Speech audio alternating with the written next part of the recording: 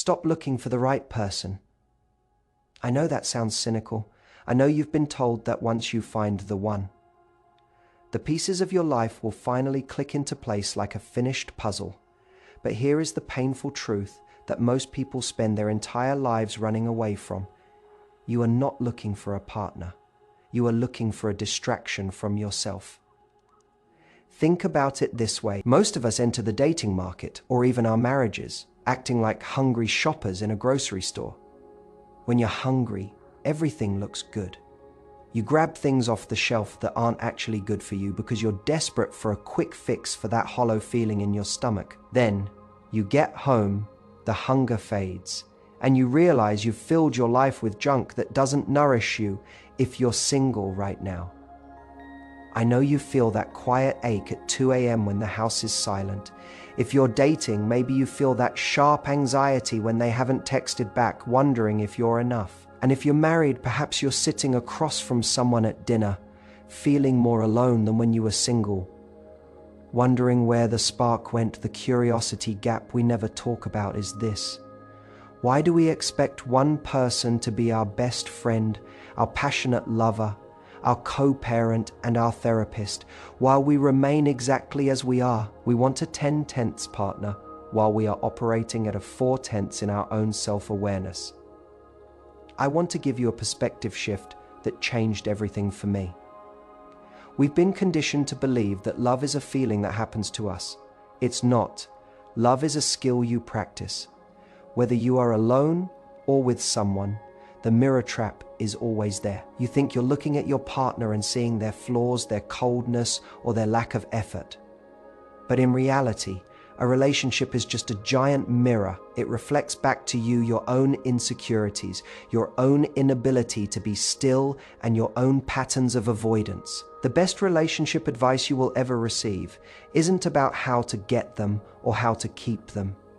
It's about how to stop using another human being as a bandage for your own unhealed wounds. Because until you realize that your partner is a separate person with their own owner's manual and not a supporting character in your movie, you will keep casting people in a role they were never meant to play.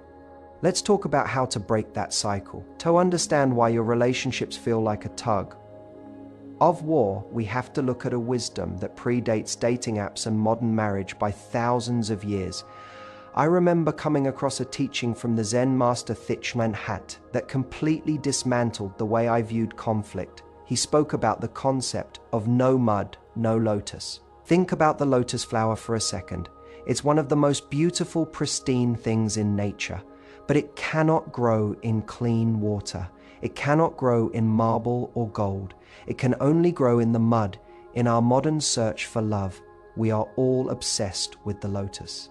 We want the high, the effortless connection, and the soulmate who never triggers our insecurities. But the moment the mud of reality shows up, the disagreements, the boring Tuesdays, the parts of your partner that frustrate you, we think we've failed. We think maybe this isn't the one. But the monk's perspective is this: the mud isn't an obstacle to the love. The mud is the fuel for it. If you try to wash away the mud, the lotus dies. Whether you are single and lonely or married and frustrated, you are currently standing in the mud. The question isn't how to get out of it, but how to use it to grow. If you are single, your mud is the solitude that forces you to face your own shadow. If you're married, it's the friction that forces you to evolve past your ego. Now, if that feels a bit too spiritual for you, let's look at the hard science, because it says the exact same thing. I remember reading a fascinating series of studies by the psychologist Dr. Carol Rusbolt on what she called the Michelangelo Phenomenon. You know how Michelangelo described his process of sculpting the statue of David.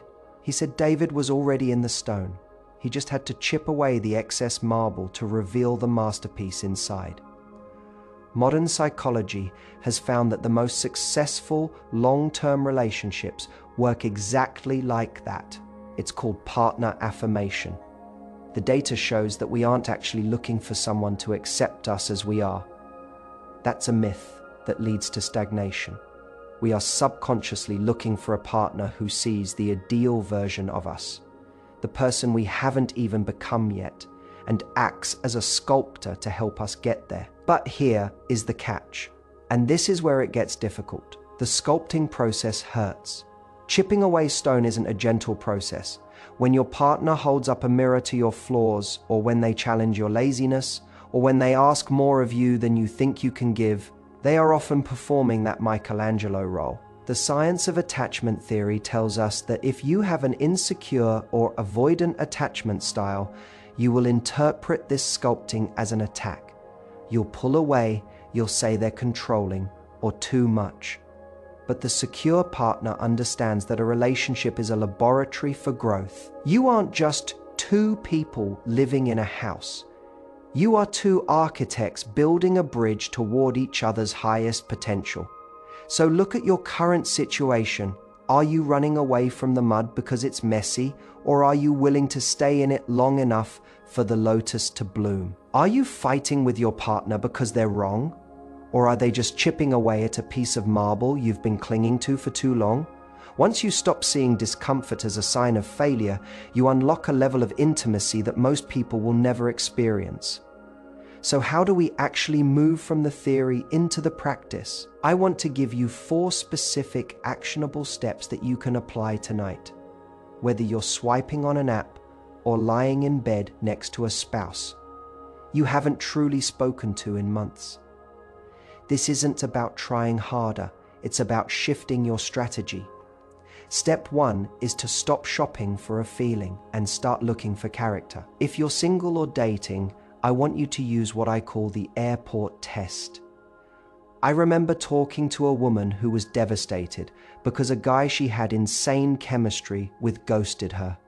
She was addicted to the dopamine spike he gave her. I asked her, if you were stuck in a terminal for 12 hours during a flight delay with this man, with no alcohol, no physical intimacy, and no distractions, would you actually enjoy his mind?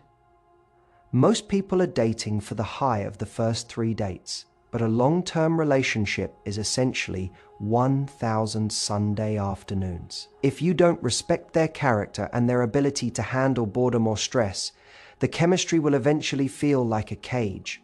Look for the person who is a 10 at listening and a 10 at keeping their word, not just a 10 at making your heart race. Step 2 is the owner's manual conversation. We have this romanticized, toxic idea that if someone loves us, they should just know what we need. That is a recipe for resentment. Think about it this way. If you bought a high-performance sports car, you wouldn't try to drive it without reading the manual. Yet, we expect our partners to navigate the complex machinery of our trauma, our triggers, and our love languages through guesswork. Stop playing that game. Sit down and write your own manual. What does spaces look like to you when you're angry? Do you need a hug or do you need 20 minutes of silence? What is the one thing your partner does that makes you feel invisible? Share it, and then ask for theirs. You aren't demanding. You are providing a map so they don't get lost trying to find you. Step 3 is embracing emotional self-sovereignty. I want you to adopt the 80-20th rule of happiness. It is a psychological trap to believe your partner is responsible for 100% of your emotional well-being. That is a burden no human being can carry. In the most resilient marriages I've studied, each person takes 80% responsibility for their own joy. They have their own hobbies, their own friendships, and their own sense of purpose. They bring their fullness to the relationship rather than coming with an empty cup and demanding the other person fill it. If you are 0% happy on your own, a partner can only ever be a temporary distraction from that 0. But if you are 80% whole, a partner becomes the bonus's 20% that makes life extraordinary. Stop asking, why aren't they making me happy? And start asking, what have I neglected in my own life that I'm blaming them for? Finally, step 4 is the weekly state of the union. Resentment doesn't happen in a landslide. It happens in the dust that settles every day.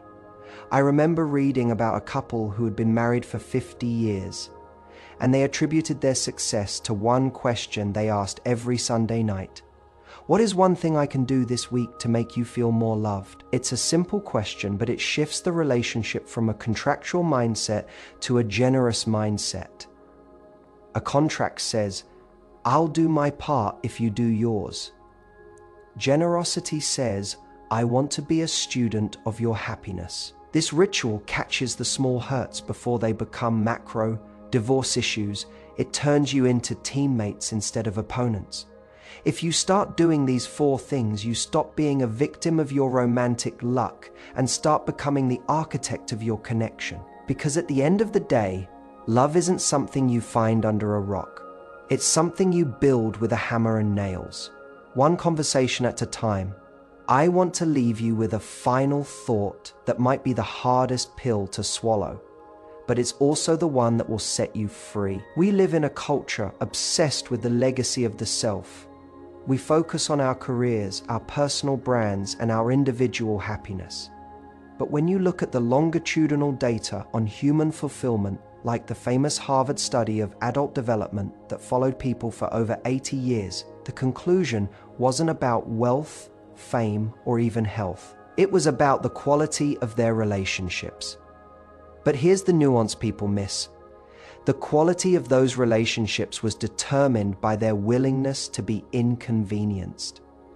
Think about it this way. We've been sold a version of love that is essentially a consumer product. We want it to be on demand. We want it to be user-friendly.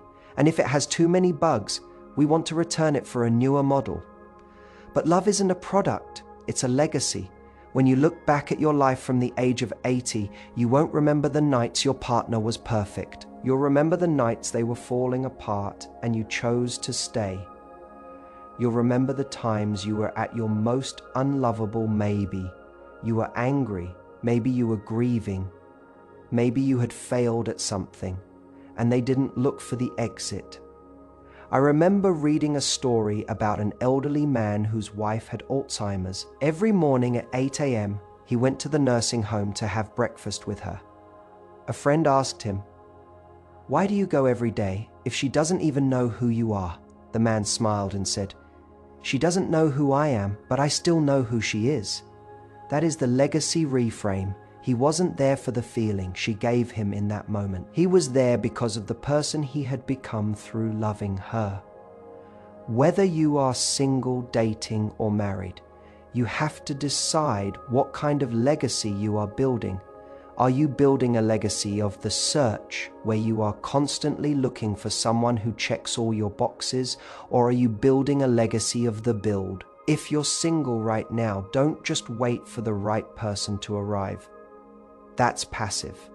And passivity is the enemy of growth. Use this time to become the person that the right person would actually be looking for. If you want a partner who is emotionally intelligent, are you doing the work to understand your own triggers? If you want someone who is adventurous, are you living an adventurous life? Now, you cannot attract what you do not embody. And if you're in a relationship that feels heavy right now, I want you to ask yourself, am I fighting my partner? Or am I fighting the growth they are trying to spark in me? Most of the time, the things that annoy us most about our partners are the very things we need to develop in ourselves. Their neediness might be a reflection of your avoidance. Their rigidity might be a mirror to your chaos. Stop looking for a way out and start looking for a way in, deeper into the conversation, deeper into the vulnerability, and deeper into the mud we talked about earlier. Because the best relationship advice you will ever receive isn't found in a book or a video. It's found in the moments where you choose to be kind when you'd rather be right. It's found in the moments where you choose to stay curious when you'd rather be judgmental. Love is not a noun that you find. It is a verb that you do. It's a series of micro choices made every single day. Choose to be the sculptor, not just the critic. Choose to provide the manual, not just the complaints, and most importantly, choose to be the person who values the connection more than the ego. If you found value in this, I want you to do one thing. Don't just close this video and move on to the next one. Take one of the steps we talked about, the airport test, the owner's manual, or the Sunday question, and actually apply it in the next 24 hours. Transformation doesn't happen through watching. It happens through doing. I want to talk to you about the one thing that scares us more than being alone, and that's being truly known. There is a specific kind of terror in letting someone see the parts of you that aren't curated for social media. Or the first date we spend so much energy polishing the exterior, trying to be the cool girlfriend, the stable husband, or the independent single person, that we forget intimacy is actually a process of deconstruction. It's not about adding more to your personality. It's about having the courage to take the mask off and realizing that the person standing in front of you isn't going to run away. I remember reading a study on the concept of self-expansion theory. It suggests that the reason the beginning of a relationship feels so intoxicating is that our very sense of self is literally expanding. We are taking on our partner's perspectives, their skills, and their experiences. We feel like more than we were before. But the reason so many relationships hit a wall after 2 or 3 years is that the expansion stops. We stop being curious. We decide we know everything there is to know about the person sitting across from the breakfast table. We stop asking questions and start making. And the moment you stop being a student of your partner, the relationship begins to starve. Think about it this way. If you were looking at a star in the night sky, you'd realize that the light you're seeing is actually from the past. It took years to reach you. People are exactly the same. The person you are dating or married to today is often reacting to things that happened 10, 15, or 20 years ago. Their defensiveness when you bring up money isn't about you. It's the light of a star from a childhood where there was never enough. Their distance when you get too close isn't a rejection of your love. It's a survival mechanism from a past heartbreak. When you realize this, your entire perspective shifts from resentment to radical empathy. You stop saying, "Why are they doing this to me?" And you start asking, "What pain is this person trying to protect themselves from?" This doesn't mean you tolerate abuse or stay in a toxic situation, but it does mean that in a healthy but struggling relationship, you stop being a prosecutor and start being an investigator. You realize that you aren't fighting your partner. You are both fighting the ghosts that walked into the room with you. If you are single right now, I know the weight of that silence can feel like a failure, but I want you to consider that this gap in your life is actually a profound opportunity for identity consolidation. In psychology, this is the process of becoming a solid, differentiated individual. If you jump from relationship to relationship because you can't stand the silence, you never actually develop a self to give to anyone. You become a chameleon, changing your colors to match whoever you're dating. The most magnetic thing you can ever do is to become so grounded in who you are, what you value, and where you are going that a partner becomes a choice, not a necessity. There is a massive difference between "I need you" and "I prefer you." One is a tether, the other is a tribute. I remember talking to a man who had been married for 40 years, and he told me something I'll never forget. He said, "The secret is that I've been married to 5 different women. They all just happen to have the same name." He understood that we are not static beings. Your partner is going to change. They are going to lose their job, or lose their parents, or change their religion, or lose their confidence. If you fall in love with a snapshot of someone, you will be disappointed when the film keeps rolling. You have to fall in love with the process of their evolution. You have to be willing to meet the